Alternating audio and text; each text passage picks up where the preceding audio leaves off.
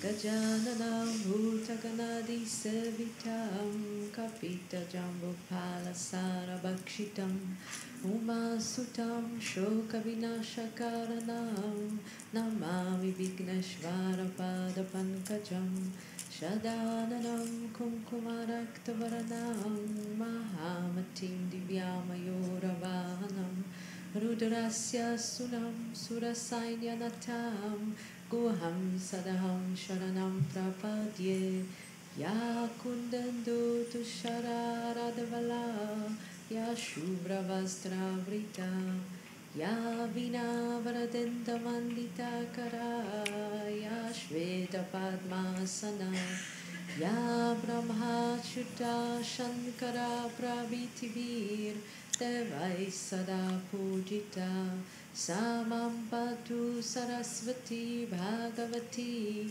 nisheshwajadyapaha Om namah shivaya gurave Sachitananda murtaye Nishprapanchaya shantaya Shri Sivananda te namaha Shri Vishnudevananda te namaha Om Sarvamangalamanganye Shive Sarvata Sadike Sharanye Trambake Gauri Narayani Namostute Narayani Namostute Om Sahana Vavatu Sahana Bhunaktu Saha Viryankaravavae Tejasvinavadhitamastu Ma Vidvishavai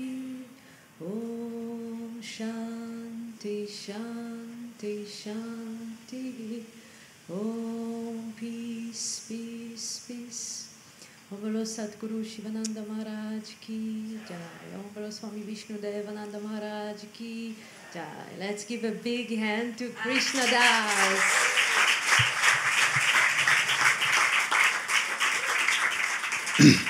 Do you always do what you're told? All right. Thank you. That was the whole Vedas in 2 minutes. Excellent.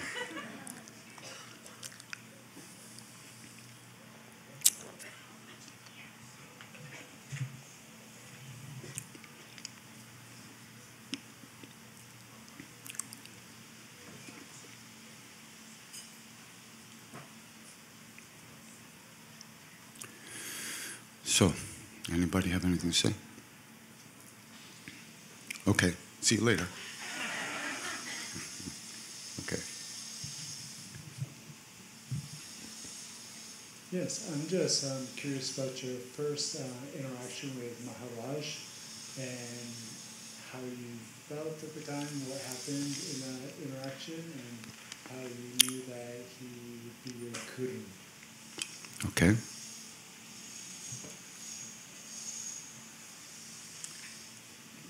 My first conscious interaction, if you could call it that, with him, with Maharaja, was when I met Ramdas. And he had come back from India, and he was living at his father's place in New Hampshire. And I heard about him from some friends of mine. So I went up to see him. And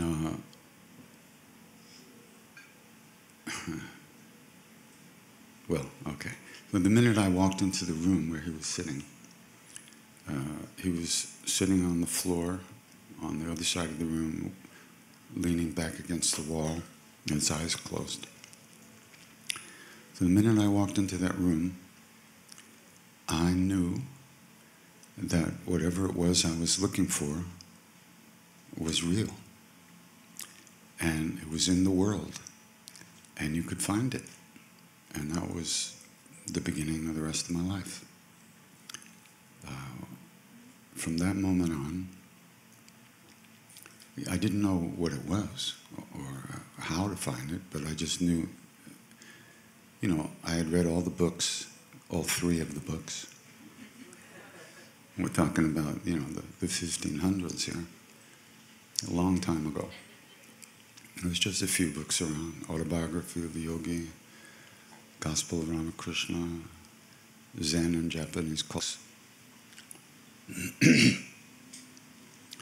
But this was real. This came from inside me, or from somewhere. And from that moment on, I was aware of this presence whenever I looked, when I wasn't busy doing other things. And then I spent about 2 years with Ram Dass, hanging around in the States. And then I went to India to meet Maharaji. Now, I had been feeling, all we had was these little pictures, you know, little black and white pictures of him. And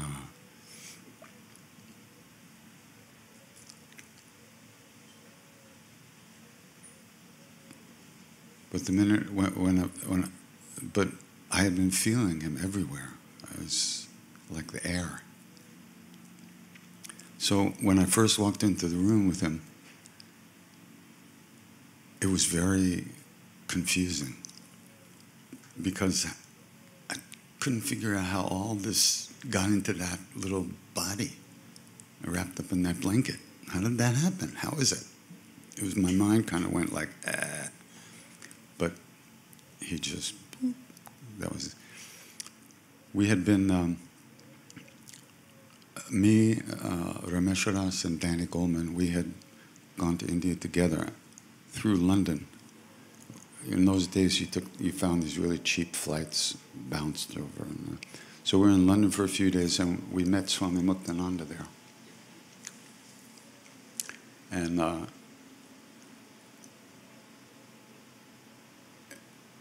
he said, well, you're getting in on Vivekananda's leg. And Vivekananda started to go out, and he freaked. So Ramakrishna took his foot off and said, okay, not now. So I was, they gave us this little hut to live in up on the hill. There was nothing there. Now it's like a city. So I was lying in bed, and I was reading this book, and I was reading that story.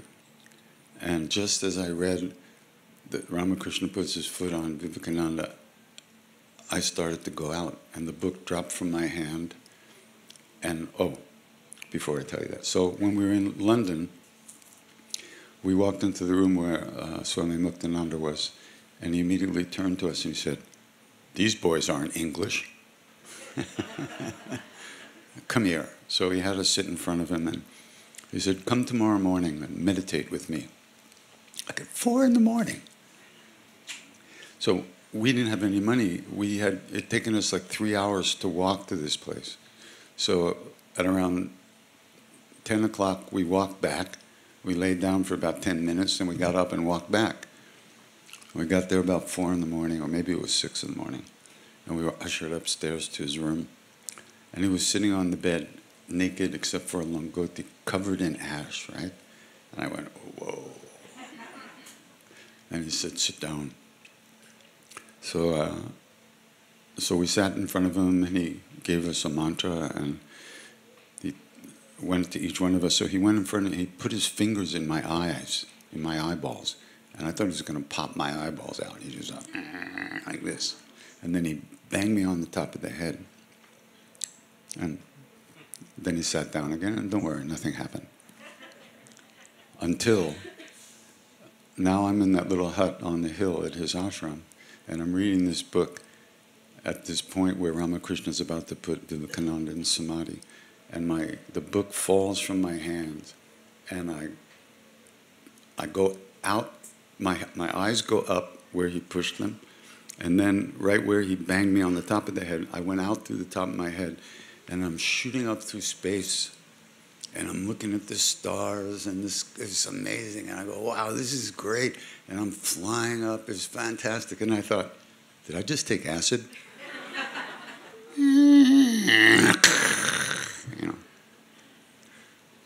So then, a few days later, we went up north, and eventually we found Maharaji at Kenchi temple.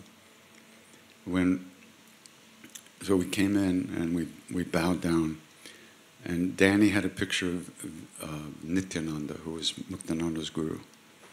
Maharaji says, "What's that?" And he said, "Oh, he's a good sadhu." That means he's God on earth. Because Maharaji knew everything about everybody. If he said he's a good sadhu. So then we put our apples down, and he threw them to the other people in the room. And I went, "You didn't take our apples." And he looked at me and said, "What did I do? Did I do right?" I said, "I don't know." He said, "Did I do right? What did I do? Did I right?" I said, "Anything you do is right." "Yeah." "What did I do?" "I don't know." He said, "The prasad comes from God and it goes to God." And then he said, I forget exactly how it happened right now, but then he said,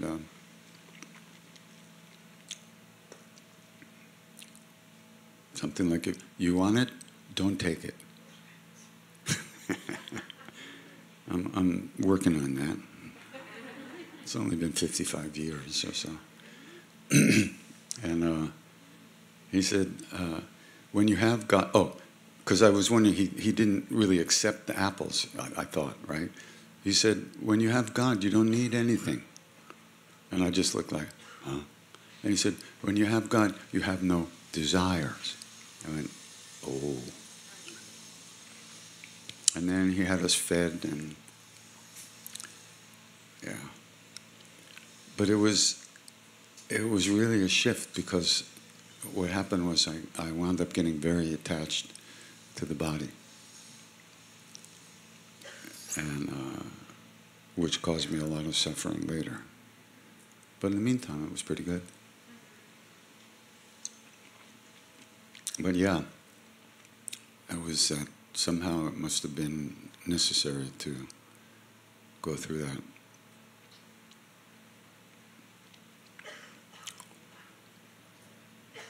But that feeling of when I walked into the room where Ramdas was sitting, that never changed. That's exactly what it is even right now. That's his presence. For me, that's what I call it. Other people call it other things. And that presence is always here when I remember to look. I mean, it's still here when I'm not looking.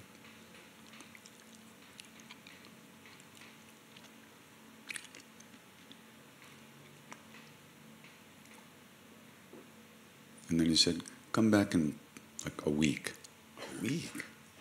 You know, so we went back to the town and hung around for a while, and then we came back. We started, in that first few months, he would just say, come back in 3 days, come back in 4 days.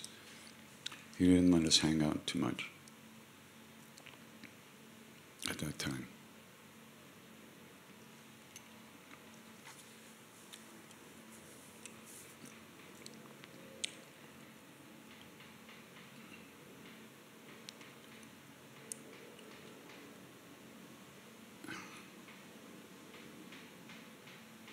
We had heard all the stories about him from Ramdas for years, you know.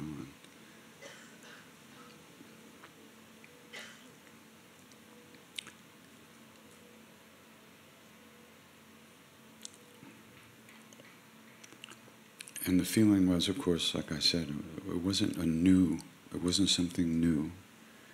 It was something that we knew from whenever. It was familiar, it was home.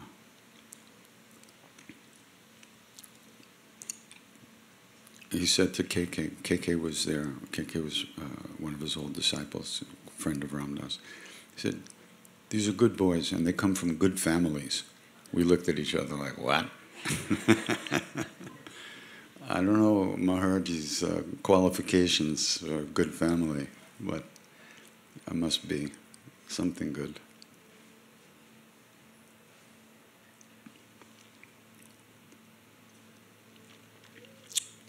And then he disappeared.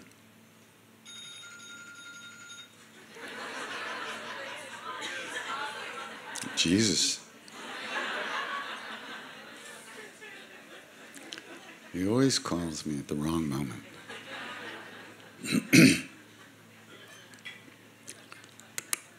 Then he disappeared, and so we thought, okay, why don't we go meditate?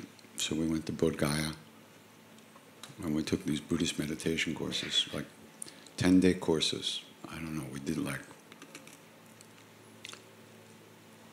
maybe 4 or 5 in a row. And then Ram Dass showed up, and he hadn't seen Maharaji since he came back the second time. So at one point we decided, okay, enough of this Buddhist stuff, let's go find Maharaji. And that's the story about the bus. You know the story about the bus? No? So one day this beautiful brand new Mercedes bus shows up in Bodh Gaya. I mean, this little village. Later we found out the guy was a hash smuggler, and the bus was full of hash. We didn't know that. But anyhow, so he was heading back to Delhi. So we decided, okay, we'll go back to Delhi. We'll ask around some of the old devotees that we knew, and we'll try to find Maharaji. So let's say there were 15 of us, 16 of us who got on the bus. And Sharon Salzberg was there, but she stayed. She's been meditating all these years while I've been watching TV. So we get on the bus, and then we had this very intense argument. Some of us wanted to stop at the Mela in Allahabad. There was every year, Kumbh Mela. Every year there's a Mela. Every 12 years it's a Kumbh Mela. So, but this was one of those years when it was just a regular Mela, and there's only maybe 10 million people there. But Ram Dass wanted to get to Delhi, and he was kind of the boss, But we were having, an argument. And he was saying, we're going to Delhi, we're not stopping, we got to get there by tonight. No, we want to go, we're passing right by the place, you can't believe, you're not going to go there? It was very intense. Finally, it was agreed upon that we would go, we would see the place, then we'd get back on the bus, and we'd get to Delhi by that night. Okay. So, see, Danny had gone there. He had escaped from one of the meditation courses and gone there for a few days. And then he'd come back and told us about it. So we got on the bus, and the bus pulls up to this area by the river, which maybe a few days before there were 10 million people. There was nobody. Not one human being was there. It was empty. There was a dog walking across the field. I can remember that. So we went, all right, well, let's head back to Delhi. So the bus started to make a long turn in this field. And then Danny said, there's a Hanuman temple in the corner of this field, at the edge of the field. Why don't we go see Hanuman? And then we'll go to Delhi. Okay, we'll go see Hanuman. So the bus makes this long turn right around the edge of the field, heading towards the Hanuman temple, and then walking the other way, in the opposite direction that the bus was going, was Maharaji. He was walking with somebody, and that person later told us, as the bus just about came up to him, he said, "They've come." So only one of us saw him. Rameshwar Das saw him. Otherwise, we would have gone right by him. And we all jumped. We ran out of the bus. Everybody's crying, laughing, hysterical. And then Maharaji says, "Okay, follow us." And he gets in a rickshaw with this guy whose name was Tata. And he asked this. So this big, huge Mercedes bus is following this little cycle rickshaw through the streets at about 2 miles an hour. The rickshaw pulls up to a house. Maharaji and Dada go in. The bus stops. We kind of get out. Now what? And a lady comes out of the house and says, come in, have your meal. And we said, our meal? Yes, this morning Maharaji told us to prepare food for 17 people, that you'd be coming. That's 16 of us and the driver.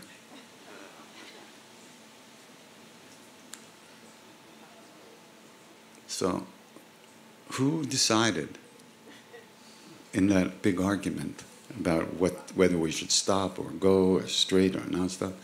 Who decided that? We thought we were deciding. But obviously, that's not the case, is it? See, those things are always happening. And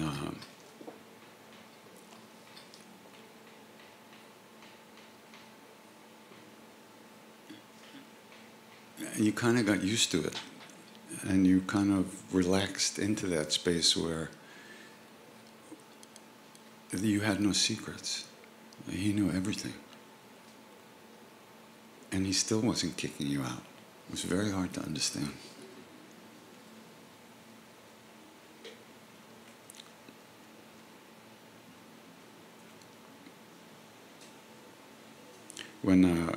When he took the keys away from Ramdas to the Volkswagen bus and gave them to me, I kept them with me.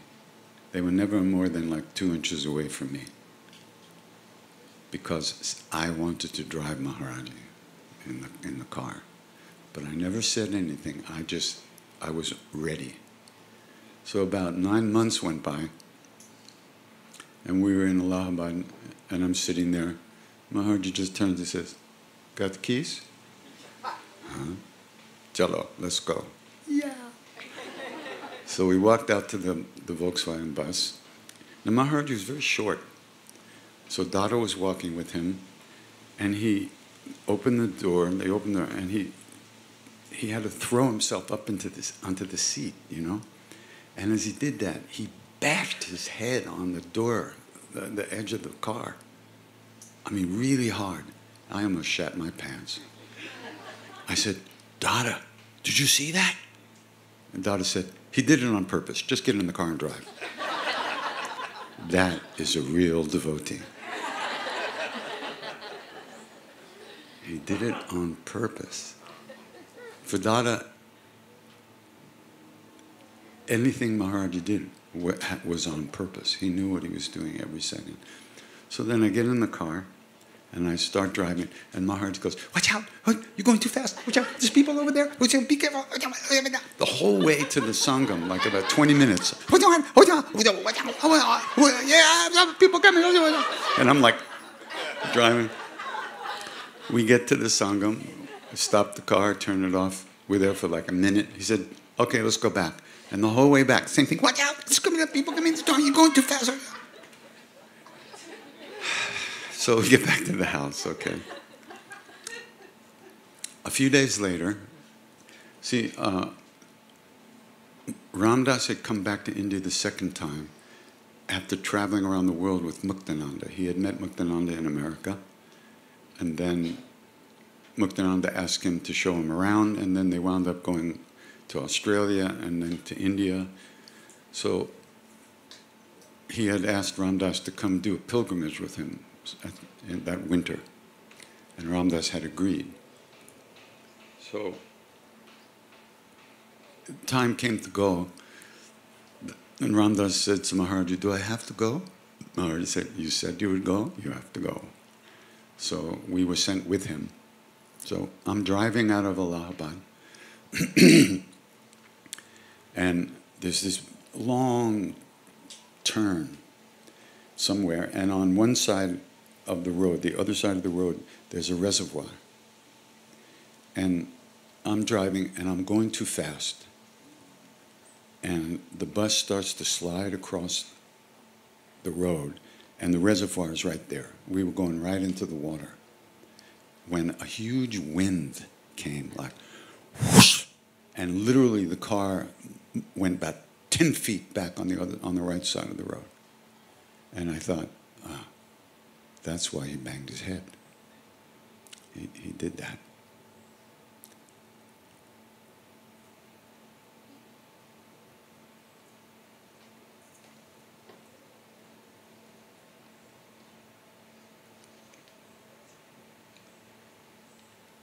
It's really difficult for us to wrap our heads around the fact that there are beings that live only to help us. They have nothing more to gain for themselves. They've done it, been there, done that. And they're only here for us. And everything they do is motivated only by one thing: love and compassion and kindness. That's three things, which are one thing. It's really hard because we live in a world where it's an eye for an eye every day.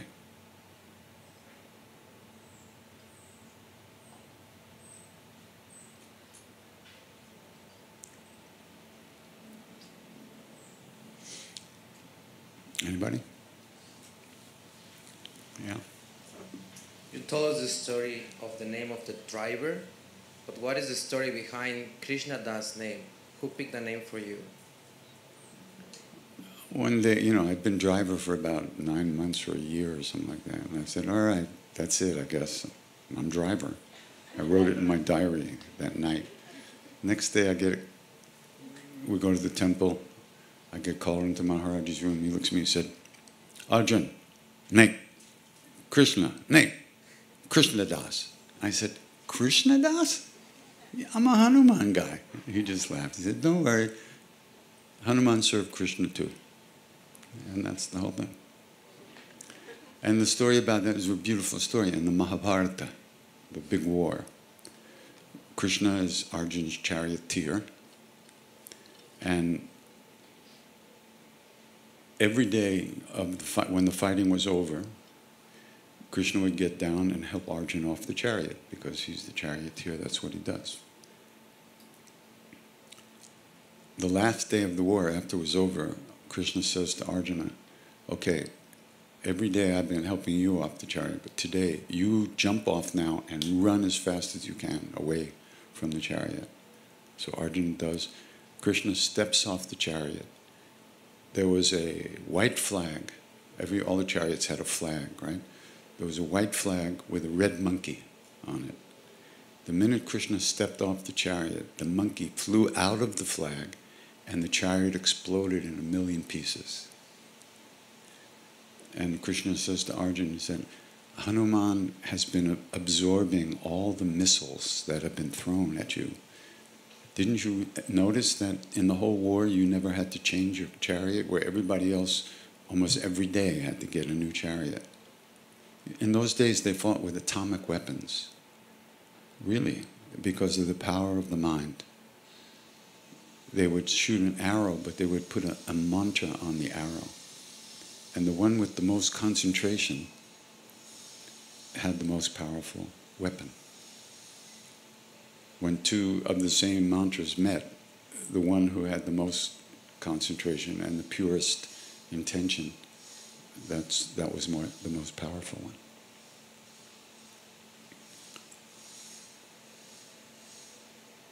And there's a story about Arjuna, who was the second greatest archer. He's usually called the greatest, but actually his older brother, who was unknown to them at the time, was greater. But they were all with their guru. Their Dronacharya was their weapons guru. And all the archers were lined up.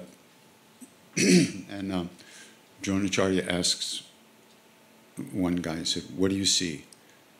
And the guy says, I see a tree. The next guy, what do you see? I see a tree with a bird on a branch. Next guy, what do you see? I see the branch and the bird.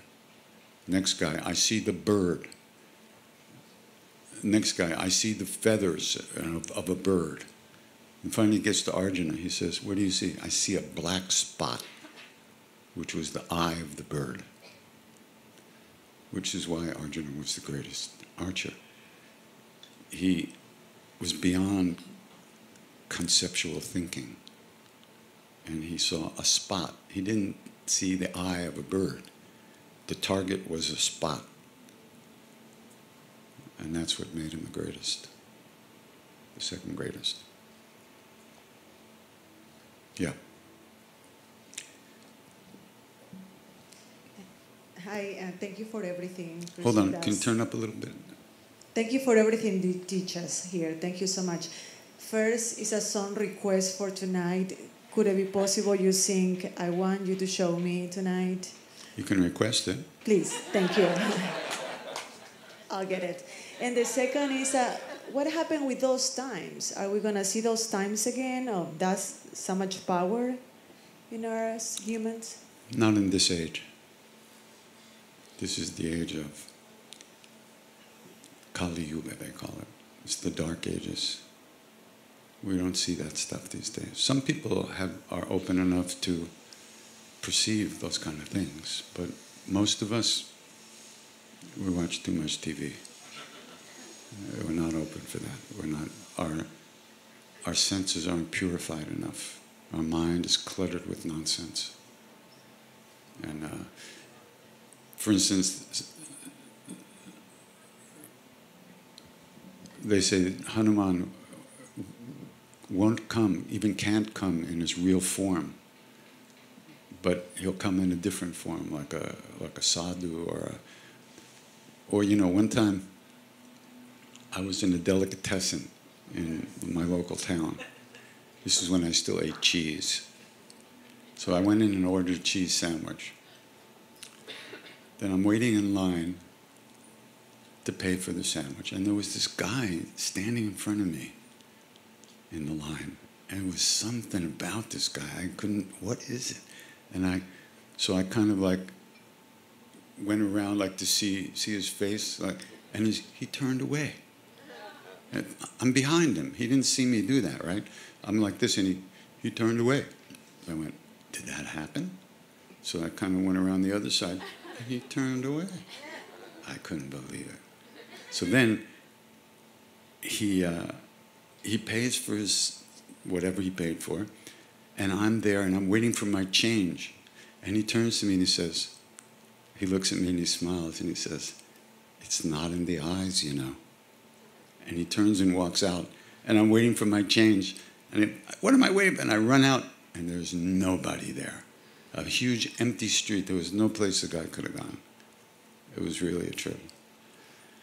So they come and they say hello, but they don't necessarily tell us what's going on.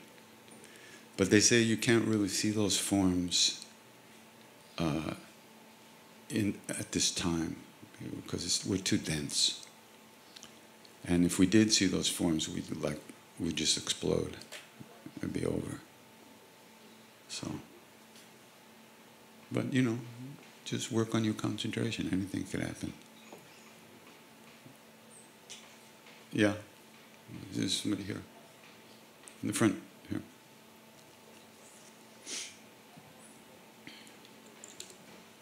Hi. I'm just wondering, I just recently lost somebody very close to me suddenly and unexpectedly. And I'm just wondering if you can kind of talk to us a little bit about grief and loss.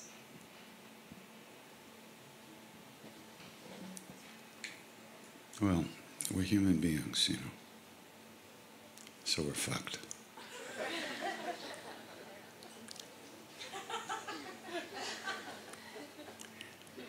That's the deal. You know, we have all these emotions. We don't see anything other than our own stuff. And we suffer. Our attachments are the things the people we love who are no longer in the body. We miss them. There's nothing you can do about that. You just have to live with it. But you can also recognize that the grief is actually still a connection. They're still present within you. And actually, not in the body, but they're still here.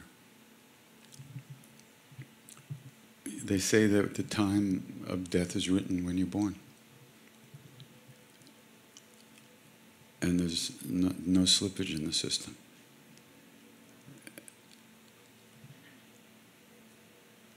And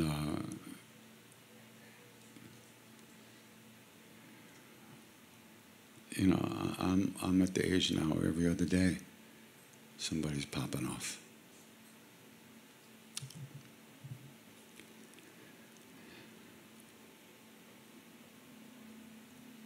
And even though I've been doing this stuff for so long, and all the old devotees that I've lived with and loved and learned from, they're all gone.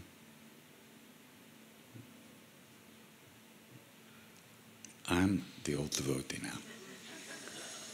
God help us. So you just, don't fight the grief. Be with it. It's the connection. And they say that those beings who leave the body, they don't want to see us sad. They're still here. They're aware of what we're feeling. They could possibly be aware, depending on how close we are with them. And it hurts them to see us that way. So try to process that too. We have to process that too. A dear friend of mine had cancer. She was in India, and she went to see this really very high lama who she knew. And he just laughed. He said, "Oh, what are you worried about? You've done this so many times before." But we don't see that, We think we are who we think we are. We were born, we're now this, and then we'll be that. That's just one storyline that is not especially accurate. But yet, that's who we are. So, see the grief and live with the grief as connection. And the love, it doesn't stop the love. But you can't hold on to that form. Although the person is still that person. That soul is still the same soul that was in that body that we loved.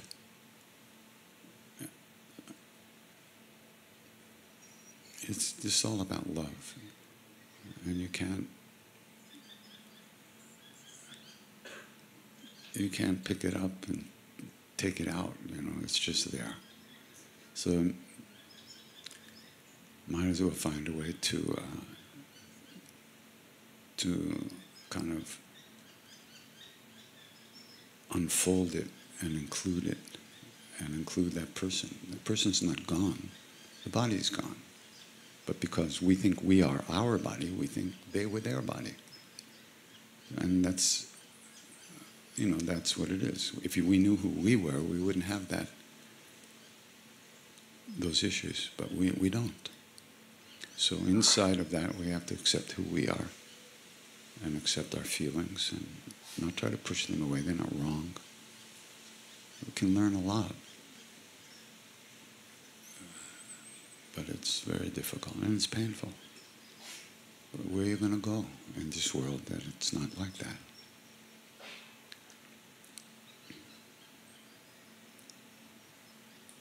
One time a very old Swami was coming out of the mountains and stopped in Kenchi. And when he came to see Maharaji, and Maharaji, he just fed him sweets after sweets after sweets. And the guy said, "Oh, in my life, no one has fed me like this." And he was crying, and Maharaji was giving him more sweets and more sweets, more food, more food. Then the guy gets in a car, and being driven down to the train, he gets about 10 minutes away from Kenchi and has a heart attack. And Maharaji said, I fed him and sent him on his way.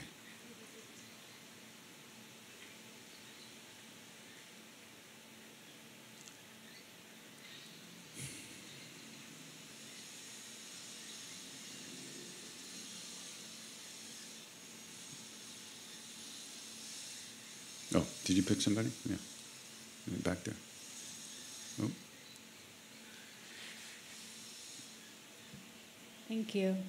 It's amazing hearing these stories about these gurus who can further spiritual development, but in the case where there isn't somebody externally, can you share something about developing our relationship with our inner guru or gurus in another realm? Mm-hmm.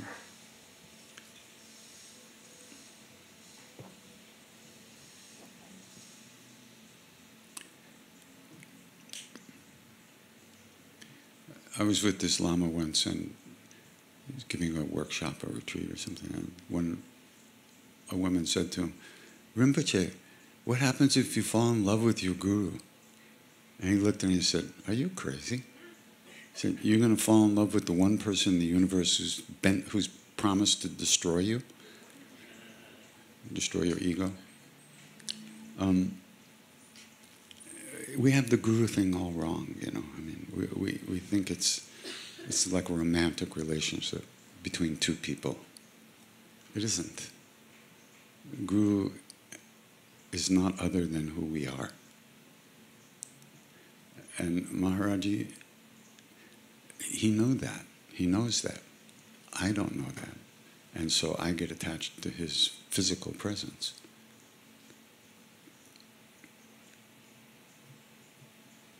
You work on what you have to work on.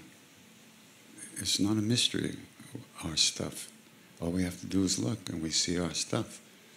Our shame, our fear, our grief, our selfishness, our anger, the way we treat other people, the way we treat ourselves.